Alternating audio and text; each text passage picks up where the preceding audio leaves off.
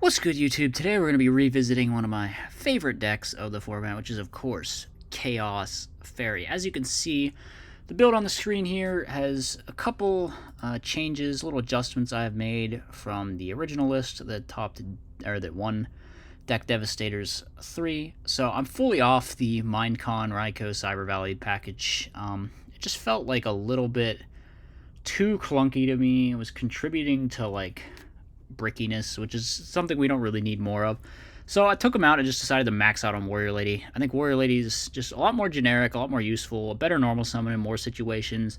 It's a great problem solver. It just like outs things.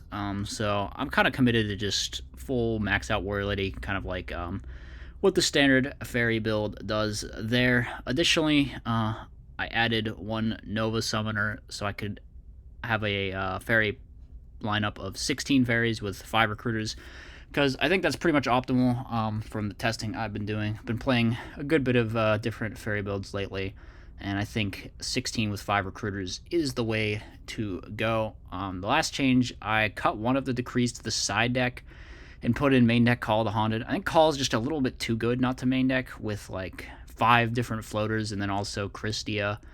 It just feels really crazy. Plus, there's some matchups where the Decree isn't good game one. There's definitely less frogs in the meta than there used to be, but you'll still run into decks where the Decree just doesn't feel that great pre-board.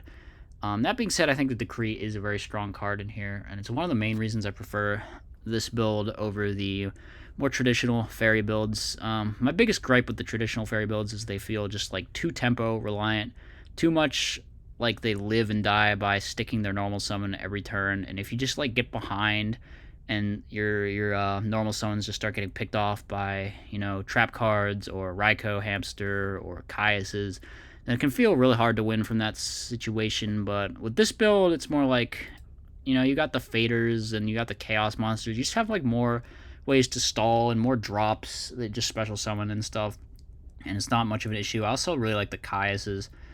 Kai's helps out a lot in situations where you're on like 3 fairies, and it can be really difficult to get to 4 for Christia. But with Kai's, you can just like tribute Recruiter and then drop Christia, and it's pretty insane. So I definitely have a preference towards this build. That being said, fairy decks are pretty much all crazy because Christia is an insane card, Orange Light's an insane card, Honest is an insane card. So all the builds have legitimacy. Anyway, let's get into looking at some replays. So first one was up against, I think, Gemini's, which is an interesting matchup. Gemini just really feels like a kind of high variance matchup for like every deck, because if they get their combo stuff going, then they can be really hard to stop.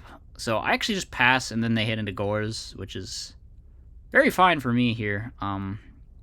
I've decided here that we're just going to like go in and out this Gigaplant. If he has Mirror, he has Mirror. So, we do manage to get rid of the Gigaplant, and we set Dust Shoot. And this is kind of a situation where Dust Shoot's just going to win the game for us, honestly. I didn't even play this game optimally. I'm going to be real. I think I made some pretty weird screw-ups in the mid-game. Because, what was it? Yeah, I should have just Orange Lighted this, but instead I summoned the Dim-Alk and, like, hit in, and then don't Orange Light it, and then this kind of removes the whole point of me Dust Shooting their level 4 Gemini to brick their Spark, because they just get to use Spark anyway. So yeah, I should have at least hit with Gores first, right? If I was going to do it. But I probably should have just Orange Lighted the thing, because we have a call set too, so we can just bring back Christia. And I end up Orange Lining it anyway now. If this game was anything less than like unlosable, then I probably would have been screwed from the way that I handled that situation. So here, for some reason, they didn't Spark me. So I just get a +1, which is nice. Then they go Lone Fire into Gigaplant. They hit... I just say okay. Then I get punished for saying okay because I drew the Kais. I don't know what I was thinking there. I know what I'm thinking here is I can just space the Solemn and then drop Sork and then Caius the back row, and then I like call back Christie and win the game. And that is what ends up happening. So as I said, that game was kind of unlosable from the moment that we Dust Shooted them, because that's just how Dust Shoot goes. But definitely a little bit of shady misplays there. Here, I just go for this Torrential. I think it was probably correct to just go for this Torrential. He does have Gem Spark though, which sucks. We get our Sangan Search. We maybe should have just gotten Orange Light, because Orange Light just makes you safe from getting comboed off on, but we end up getting a Recruiter instead. Yeah, I don't know how I feel about that. Here they go, Evocator, and then, yeah, this obviously sucks a lot. So here we pretty much have to go for Caius, and then I Caius their level 4 again, and then they just have Gemspark again. Maybe I should have Caius the Soldier. For some reason I thought it wasn't Gemini summoned, or something. Or no, I thought I was just going to, like, trade Caius into the back row and then Fader next turn or something. I don't know, but then they just have the second Spark, and it messes me up real bad. And now they have Ultimate Offering, so you can see this game's pretty much going downhill. I think I just scoop the minute I see it. Yeah. I don't know. I could have maybe played that one a little differently, but it's going to be tough either way with what they had. Game 3, we have Decree. Decree is insane versus this matchup, by the way. They play so many traps, and, like, the double Starlight Row doesn't do anything to mitigate the fact that your traps all get screwed by Decree. So here we get Trooper Attack, and we just get a +1 because they try to deprison my Guard Trooper, and they kind of just have nothing. They draw into more trap cards under Decree, and we just start, like, poking and summoning things as we draw them. So yeah, pretty much unwinnable. We have Christie alive, we go for Dimmalk, and that's going to be the end of that match. Bit of an anticlimactic finale with Decree just soloing their whole deck. And they kind of just drew like crap too, which can happen with the Gemini deck. Happened with me when I tried to play it. Yeah, I'm just not really a fan of this particular build. I think, like I said before, it feels really high variance. Like you're either just doing your combo and destroying them, or you're not, and you're just doing nothing. And I think decks like that kind of just aren't the way to go in Edison format, where consistency is so low. So, I don't know. That's kind of my thoughts on that, but that's not really the subject of this video. Let's get into the next replay. Here, I faced off against one of Ronok's Frog builds, it looks like. Frogs is a matchup that I think is really bad for traditional Fairy. If you get dupe blocked, you just, like, lose the game in that deck. You do not have any outs whatsoever. Book of Moon, DD Warrior Lady or something. I guess you've gotten rid of one of the dupes at that point.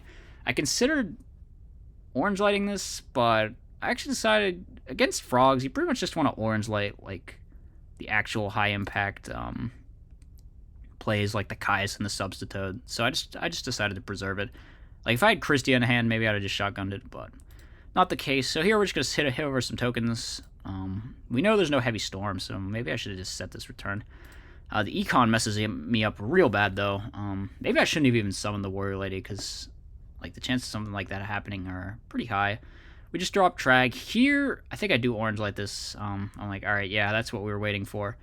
So now I'm like, we can make Goyo and get some pluses. It's not bad, because the Kuraz lets us draw 2 cards.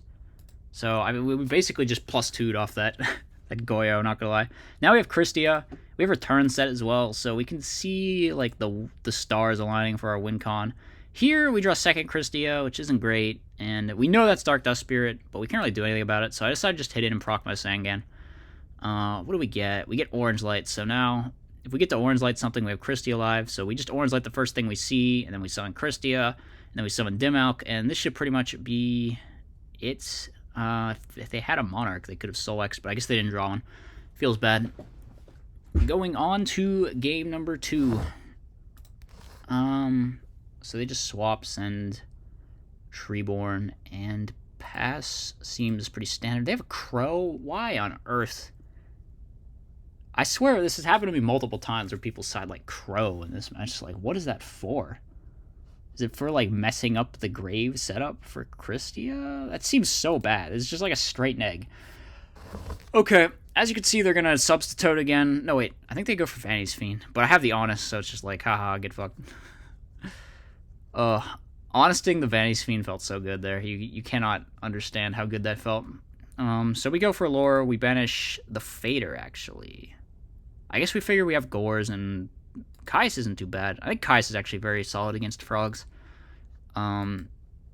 So, yeah, we obviously stop this. We're just like, no, you're not doing that. And then we have Dust Shoot. Man, Dust Shoot is... Oh, we hold it. Frogs are one of those matchups where I think holding Dust Shoot is pretty acceptable. Because it will just always be live, so you might as well wait for them to have an actual play to interrupt. Which is not right now. because they're just summoning subs some more, and we're hitting. I guess they just scooped because they got mad about not drawing any Monarchs, but it seems like they sided out all their Monarchs for Bottomless, Trap Hole, and DD Crow for some reason, so I don't really know what to think about that. Anyway, those were the replays. I hope you guys enjoyed. Be sure to let me know what you think in the comment section, and I'll see you next time.